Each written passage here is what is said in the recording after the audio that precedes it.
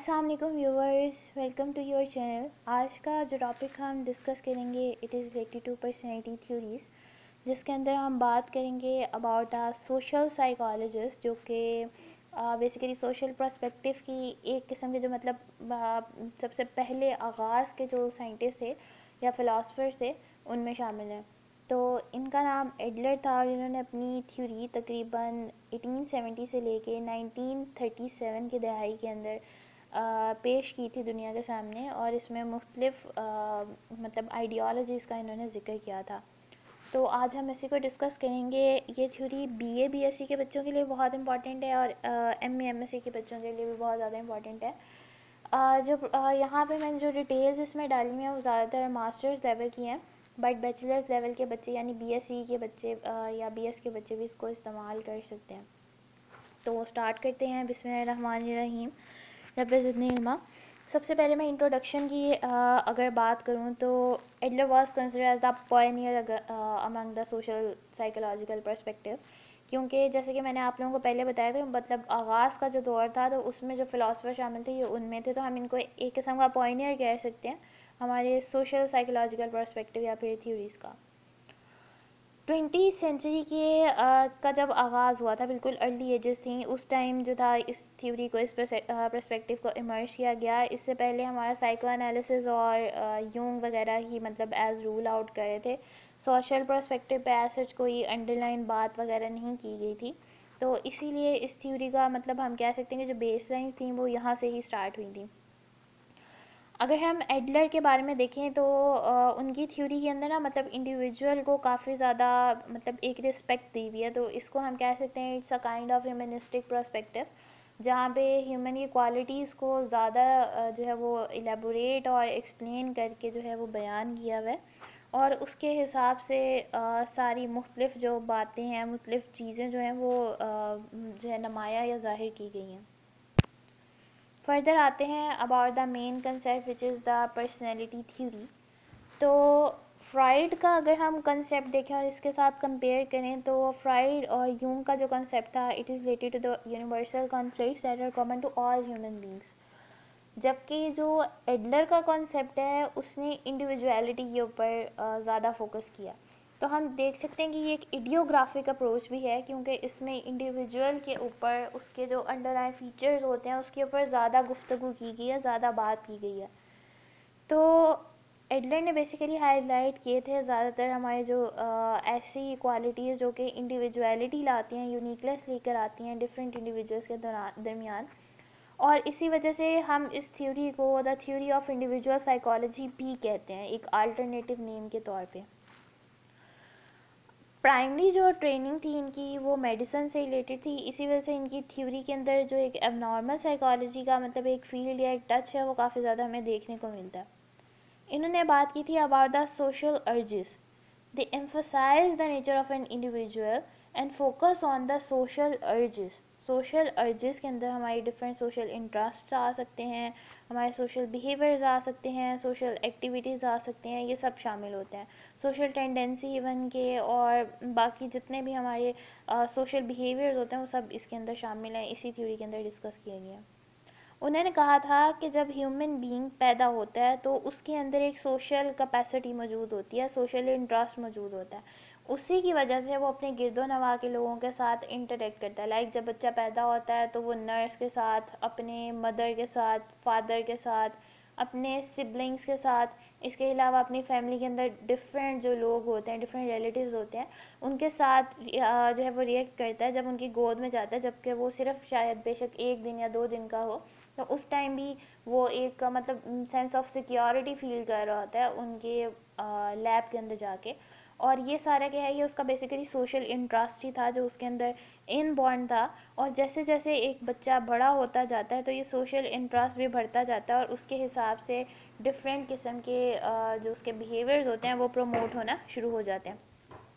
Social relationships are develop mainly due to the nature of society in which he born. इसकी बात basically वो ये है कि जिस सोसाइटी के अंदर वो पैदा होते हैं उस सोसाइटी के हिसाब से उनकी जो है वो इंडिविजुअल टेंडेंसीज वगैरह सारी पैदा होती हैं। इसकी मिसाल मैं इस तरह से देती हूँ कि लाइक आपने देखा होगा कि ईस्टर्न कल्चर और वेस्टर्न कल्चर के दरमियान बहुत ही ज़्यादा फ़र्क है। ईस्टर्न कल्चर के अंदर इंडिविजुअलिटी को काफ़ी ज़्यादा प्रमोट किया जाता है और वहाँ पे मतलब जो एक फ्री चॉइसेस का सिस्टम होता है वो काफ़ी ज़्यादा है। जबकि अगर वेस्टर्न कल्चर की ईस्टर्न कल्चर की हम बात करें, like Pakistan and India and all, तो यहाँ पे फैमिली सिस्टम होता है। फैमिली सिस्टम के साथ साथ मतलब कम्युनिटी के साथ भी आपके कुछ रिलेशनशिप्स होते हैं। इसके अलावा पूरी, मैं तो कहती हूँ पूरी कंट्री के साथ ही आपके किस्म के रिलेशनशिप्स होते हैं। तो ये सारी की सारी चीज़ें मतलब जो हमारी सोसाइटी होती है वो काफ़ी ज़्यादा असरअंदाज कर रही होती है हमारी लाइफ के अंदर। तो यहाँ पे वही बात करें कि अब जैसे जो ईस्टर्न कल्चर का बच्चा है और जो वेस्टर्न कल्चर का बच्चा है, उसके सोशल इंटरेस्ट के अंदर फ़र्क आएगा। और यही फ़र्क जो होगा वो फर्दर उसकी जो एक इंडिविजुअलिटी है, एक सोशल बिहेवियर है, उसको फर्दर फॉर्म या प्रमोट करेगा। एडलर ने बेसिकली साइकोलॉजी की फील्ड के अंदर जब अपना मतलब रोल अदा किया, तो उसके अंदर उसने एक कंसेप्ट दिया about the concept of creative self, जो कि हम आगे डिस्कस करेंगे इंशाल्लाह। एडलर ने कहा क्रिएटिव सेल्फ बेसिकली एक पर्सनलाइज सिस्टम होता है जो कि हमें एक मीनिंग देता है कि हम किस तरह से इंटरप्रेट करें डेली लाइफ के एक्सपीरियंसेस को। लाइक जैसे भी हमारी सोसाइटी में सोशल गैदरिंग वगैरह में जो भी कुछ हो रहा है, हम उसको किस तरह से इंटरप्रेट करते हैं, ये डिसाइड या रिलाई करता है हमारे क्रिएटिव सेल्फ के ऊपर। Each human being has the capacity to learn and live with the harmony with in the society. Living with society doesn't mean blind conformity to the norms, but it implies social improvements. बात वो basically ये कह रहे हैं कि जब हम society के अंदर रह रहे होते हैं, तो उसमें बेसिकली हमें अमन व अमान, हारमनी भी सब कुछ चाहिए होता है। ये बेसिक नीड है हमारी। इससे मुराद ये नहीं है कि हम अपनी सोसाइटी के जो नॉर्म्स हैं उसको फॉलो करते रहेंगे और कन्फर्मिटी यानी कि भेड़ चाल के अंदर मशगूल हो जाएंगे, ऐसा कुछ नहीं है। बात यह है कि हम चीज़ें देखेंगे कि कौन कौन सी ऐसी चीज़ें हैं जो सोशल इम्प्रूवमेंट के अंदर मदद दे रही हैं, जो हमारी सोशल इम्प्रूवमेंट में मदद देंगी, हम उनको फॉलो करेंगे, और जो नहीं देंगी हम उनको ऑब्वियसली क्विट कर देंगे। फर्दर आते हैं second concept which is fictional finalism. इसके अंदर बेसिकली उन्होंने कहा हुआ है कि एडलर ने इन्फ्लुएंस हुए थे बेसिकली हमारे दूसरे एक और फिलोसफर थे जिनका नाम हेंस था। उन्होंने अपनी बुक लिखी थी फ़िलासफ़ी ऑफ एज इफ़, जो कि पब्लिश हुई थी इन 1911।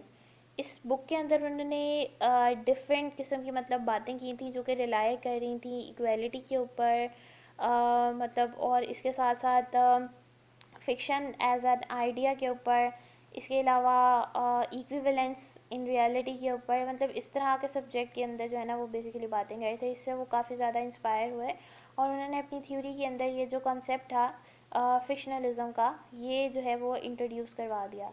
Adler took this idea and concluded that fictionalism or imagined idea influenced development. Adler used the term feminism to propose that the individual has the ultimate goals and ideal image और an ultimate state of being. Basically वो ये कह रहे हैं कि हमारी जो है ना एक गोल या एक आइडिया होता है जो कि ऑब्वियसली एब्स्ट्रैक्ट होता है। लाइक अगर आप अपने गोल की बात करें कि मैं डॉक्टर बनूंगा, तो ये मतलब फ़िलहाल तो एब्स्ट्रैक्ट है ना, अभी मटेरियल या कंक्रीट नहीं हुआ ये। तो इसी तरह जो आपके सारे गोल्स होते हैं जो एब्स्ट्रैक्ट होते हैं, मतलब आप उनको इनटेंजिबल होते हैं और कुछ हद तक मतलब रियलिटी के ऊपर रिलाई भी नहीं कर रहे होते। ऑब्वियसली आप करंट सिचुएशन के अंदर तो डॉक्टर नहीं ना है, आप एम कर रहे हैं, आपका एम है, लेकिन आप करंटली डॉक्टर नहीं हैं, आप सिर्फ एक स्टूडेंट हैं। तो ये क्या है, ये बेसिकली फिक्शन की कैटेगरी के अंदर वो बेसिकली इसको इमेजिनेशन के अंदर लाया गया है। फिक्शन से मुराद झूठ नहीं है, यहाँ पे इमेजिनेशन की टर्मिनोलॉजी बेसिकली वो यूज़ कर रहे हैं कि ये हमारी एक इमेजिनेशन होती है। हमारी इमेजिनेशन फर्दर हमें डील करती है, हमें ड्राइव देती है और हमारे एक्शंस को फर्दर ओरिजिनेट या कंट्रोल वगैरह कर रही होती है। इसके एग्जांपल वो इस तरह से देते हैं कि अक्सर हम कहते हैं about the concept of hell and heaven. तो अगर हम बुरे अमाल करेंगे तो हमें जहन्नम की गहराइयों में फेंका जाएगा, जबकि अगर अच्छे अमाल करेंगे तो जन्नत के अंदर हमें एक रहने का मुकाम दे दिया जाएगा। तो बेसिकली ये क्या है, ये हमारे एक मतलब एक गोल है, एक आइडियल इमेज है कि हर पर्सन ऑब्वियसली हेवन में जाना चाहता है। तो वो क्या करेगा, इस चीज़ को अपने दिमाग में रखते हुए अपने बिहेवियर्स को बेहतर करने की कोशिश करेगा, अपनी सोशल बिहेवियर्स को, अपने इंडिविजुअल बिहेवियर्स को, कम्युनिटी बिहेवियर्स को, इन सबको बेहतर करने की कोशिश करेगा, अपने एक्ट्स को पॉलिश करेगा जिसकी वजह से किसी और को नुकसान ना पहुंचे, और अच्छे अमाल करने की कोशिश करेगा, एज अ रिजल्ट वो एक अच्छा रिवॉर्ड हासिल कर सके। बेसिकली वो यही कह रहा है कि ये सारी की सारी चीज़ें जो डील कर रही होती हैं ये हमारे गोल के ऊपर रिलाय कर रही होती हैं, जो कि गोल हमारा इमेजिन्ड होता है, मतलब अभी फ़िलहाल रियलिटी के हिसाब से नहीं होता, लेकिन माइट भी पॉसिबल किसी टाइम पे वो रियलिटी को अटेन कर ले। फर्दर वो कहते हैं कि जो एक नॉर्मल ह्यूमन बीइंग होता है, मतलब नॉर्मल इंडिविजुअल होता है, वो क्या करता है, वो अपने आप को फिक्शन से जो है ना, मतलब आज़ाद कर लेता है। फिक्शन से मुराद ये नहीं है कि आप अपने गोल को ही ख़त्म कर दें, इससे मुराद ये है कि मतलब आप डिफरेंट किस्म के जो गलत जो मतलब आपके शवाहिदात होते हैं उसके अंदर नहीं पड़ते, आप एक रियलिटी बेस्ड एक्ट कर रहे होते हैं। लाइक अगर आपने डॉक्टर बनना है तो उसका मतलब है कि आपको अच्छे से पढ़ना होगा, अच्छे से मेहनत करनी होगी, अपनी किताबों को टाइम देना होगा। तो ये सब क्या था, ये एक नॉर्मल एक्ट है। लेकिन अगर आप ये सोचें कि कुछ मुआज़ज़ा होगा और आप पास हो जाएंगे, तो ये मेरे ख्याल से थोड़ा सा अजीब बात है। तो ये बेसिकली है कि नॉर्मल इंडिविजुअल क्या करता है, वो सही तरीक़ों की तरफ जाता है, सही वेज़ की तरफ, जो कि रियलिटी को मतलब टच कर रहे होते हैं, उन चीज़ों के ऊपर रिलाय करता है। जबकि जो एक न्यूरोटिक पर्सन होता है वो फिक्शन के अंदर इतना खो जाता है कि वो ऐसे गलत चीज़ों को सोचना शुरू हो जाता है कि मुझे दूसरे रास्तों के हिस्से, लाइक मैजिक के थ्रू या मिरेकल्स के थ्रू मैं अटेन कर लूँगा अपने गोल को। ये जस्ट मैं आप लोगों को एक एग्जांपल दे रही हूँ। तो इस तरह से न्यूरोटिक और हम एक नॉर्मल इंडिविजुअल के दरमियान फ़र्क भी कर सकते हैं। Next concept is striving towards या स्ट्राइविंग फॉर सुपीरियॉरिटी।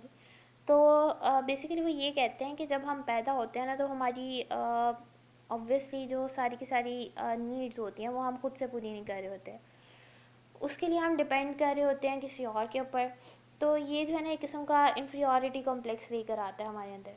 हम फिर फर्दर क्या करते हैं, हम अपनी सुपीरियॉरिटी को गेन करने के लिए हम डिफरेंट टेक्स और ट्रिक्स को इस्तेमाल करते हैं, और उसके थ्रू हम अपनी जो एक मतलब एक अल्टीमेट गोल होता है या अकम्पलिशमेंट्स होती हैं उनको हासिल कर लेते हैं, अपनी एबिलिटीज़ को अटेन कर लेते हैं।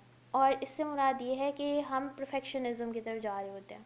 अब स्ट्राइविंग टूवर्ड्स सुपीरियॉरिटी से मुराद ये नहीं है कि हम दूसरों के ऊपर डोमिनेट वगैरह करना शुरू हो जाएं, इससे जस्ट मुराद ये है कि हम अपनी एबिलिटीज़ को पॉलिश करते हैं और ज़्यादा से ज़्यादा अकम्पलिशमेंट्स को हासिल करने की कोशिश करते हैं। मतलब हम एक जो कहते हैं ना कि वो हमने कार्ल रॉजर के अंदर कॉन्सेप्ट पढ़ा था अबाउट द सेल्फ एक्चुअलाइजेशन। तो हम अपने सेल्फ को अटेन करने की कोशिश कर रहे होते हैं, परफेक्शनिज्म को हासिल करने की कोशिश कर रहे होते हैं। तो यहाँ पे जो सुपीरियॉरिटी की टर्मिनोलॉजी है वो परफेक्शन के लिए इस्तेमाल हुई हुई है, नॉट फॉर एज डोमिनेंस और या फिर इस तरह के किसी भी कॉन्सेप्ट से रिलेटेड। एडलर ने कहा था कि ये जो फीलिंग ऑफ सुपीरियॉरिटी होती है ये हमारी इनेट या बायोलॉजिकल इन नेचर होती है, और ये बेसिकली हम इसको पार्ट ऑफ लाइफ नहीं कहेंगे, हम इसको बजाते खुद लाइफ कहेंगे। क्योंकि अगर अक्सर वो मुहावरा भी मशहूर है कि मतलब ज़िंदगी में अगर जद्दोजहद ख़त्म हो जाए तो ज़िंदगी ख़त्म हो जाती है। तो यही बात है कि अगर जब तक हमारी सुपीरियॉरिटी की तरफ जो एक राह है वो उसको हम अबूर करते जा रहे हैं, उस पर चलते जा रहे हैं, तो ऑब्वियसली हम क्या कह रहे हैं, हम ज़िंदा हैं, हम अपनी ज़िंदा होने का सबूत दे रहे हैं। लेकिन जिस दिन ये जद्दोजहद ख़त्म हो जाएगी, उससे मुराद ये है कि आप एक ऐसे शख्स बन चुके हैं जिसमें ज़िंदगी कोई उम्मीद नहीं बची है। Further inferiority feeling. Inferiority feeling का अगर मैं कॉन्सेप्ट आपको सिंपली एक्सप्लेन करूँ तो इससे मुराद ये है कि जब हम पैदा होते हैं तो उस टाइम ऑब्वियसली हम दूसरों के ऊपर रिलाय कर रहे होते हैं हर चीज़ के लिए। तो ये जो होता है एक सेंस ऑफ इन्फीरियॉरिटी जो है हमारे अंदर पैदा कर देती है। अब इस इन्फीरियॉरिटी को ख़त्म करने के लिए करते हैं हम डिफरेंट कोशिशें करते हैं।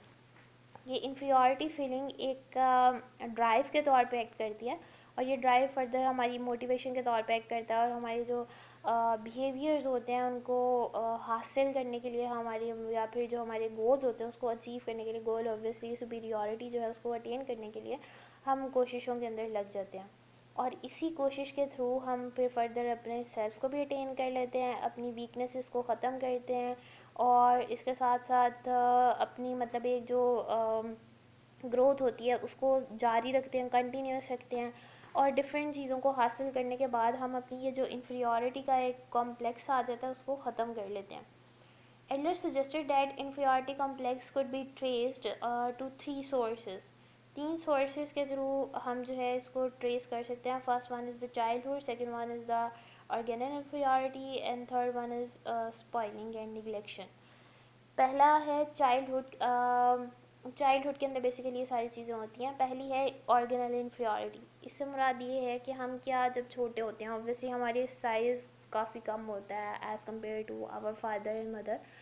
तो या काफ़ी केसेस में सिबलिंग्स है भी जो बड़े हमसे होते हैं. तो हम क्या करते हैं, हम देखते हैं कि अच्छा हमारे हाथ पैर छोटे हैं, इनके हाथ पैर बड़े हैं और ये हमसे ज़्यादा स्ट्रॉन्ग हैं, ताकतवर हैं. तो हम क्या करते हैं, हम एक इन्फीरियरिटी का शिकार होना शुरू हो जाते हैं.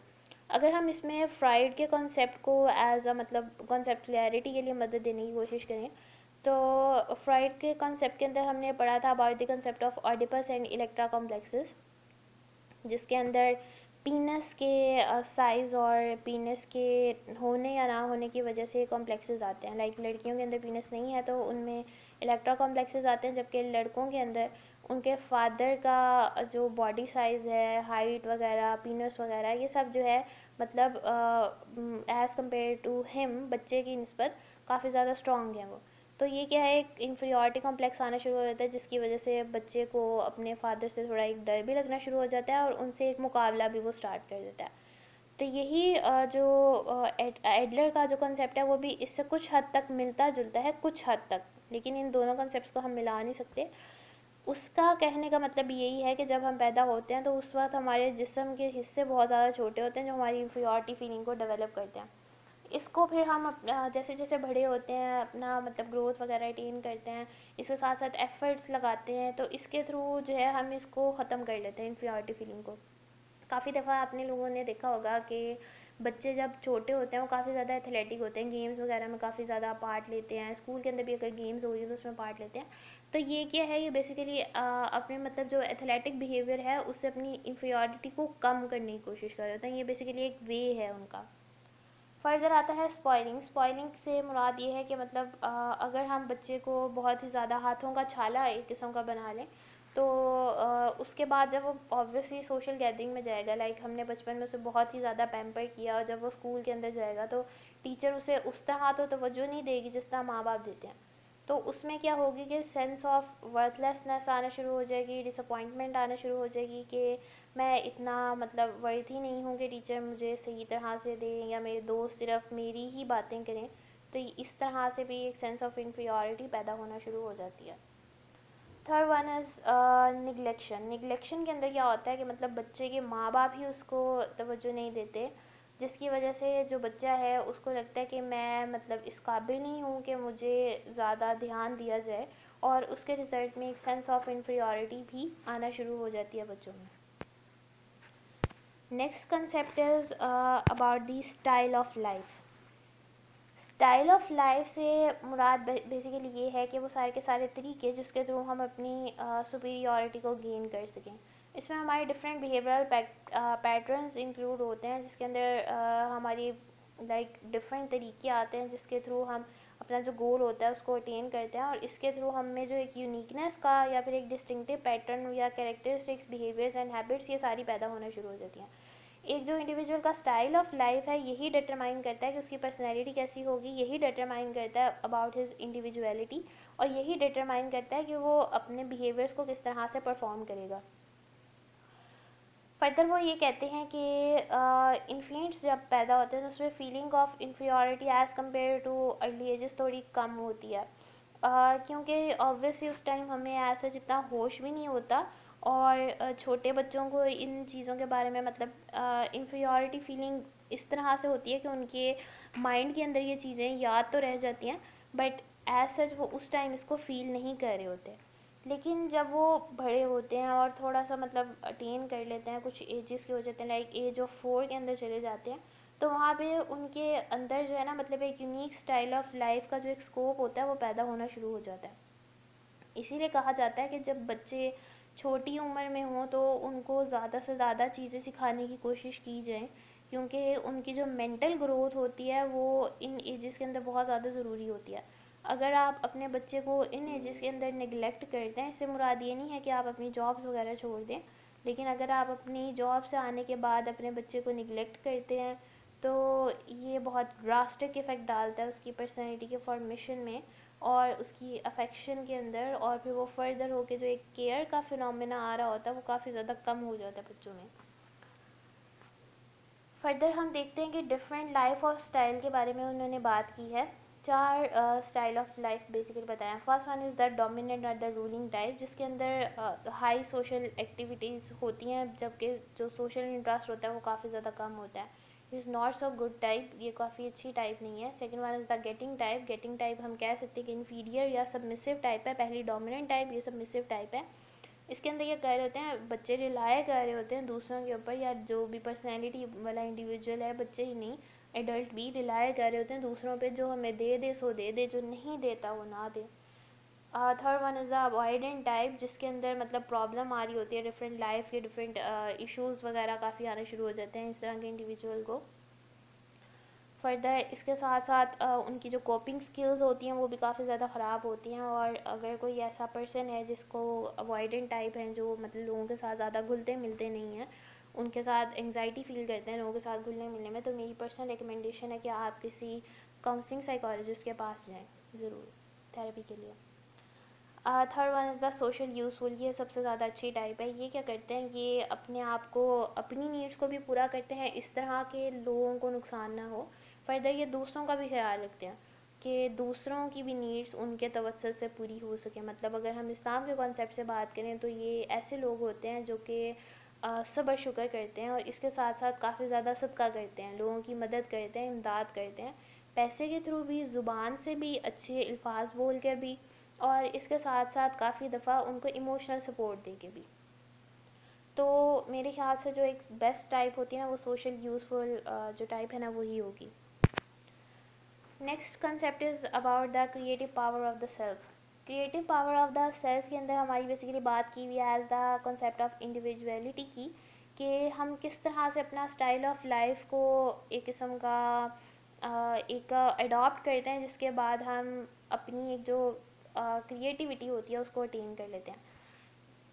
अब ये जो क्रिएटिविटी होती है ये फर्दर हमें बताती है कि हम किस तरह से एक्ट करेंगे, बिहेव करेंगे एनवायरनमेंट में, और जो हमारे गिरदोनवा में मुख्तलिफ़ चीज़ें हो रही हैं उसके बारे में हम अपनी क्या सोच रखेंगे। तो ये सब कुछ रिलाय कर रहा होता है on the creative power of the self. तो अगर मैं सिंपली कहूँ कि अगर हमारे जितने भी सोशल बिहेवियर्स हैं वो कंट्रोल हो रहे हैं हमारे creative power of the self के अंदर, in a nutshell basically. Further is the social interest. Social interest से मुराद बेसिकली ये है कि हमारे जो किस तरह के हमारे बिहेवियर आएंगे इन आवर सोशल लाइफ, किस तरह से हम अपने टास्क को कम्प्लिश करेंगे, किस तरह से हम अपने पर्सनल और सोशल गोल्स को अटेन करेंगे। यहाँ पे एक बहुत ही इम्पॉर्टेंट बात ये है कि जब बच्चा पैदा होता है उसके बाद जो उसके सामने सबसे ज़्यादा सोशली जो एक चीज़ आती है, जो इन लोग आते हैं वो उसके पेरेंट्स होते हैं, लाइक मदर एंड फादर। अगर मदर और फादर उसके साथ बुरे तरीके से बात करें, अब्यूज़िव होकर बात करें, उसे डांटें, डपटें, चीखें उसके ऊपर, और उसके साथ कम या फिर बहुत ही ना होने के बराबर कोऑपरेशन शो करवाएं, तो इस तरह की सिचुएशन के अंदर बच्चों के अंदर हमारी या तो न्यूरोटिक या फिर क्रिमिनल एक्टिविटीज़ या क्रिमिनल टेंडेंसी जो होती हैं वो आना शुरू हो जाती हैं।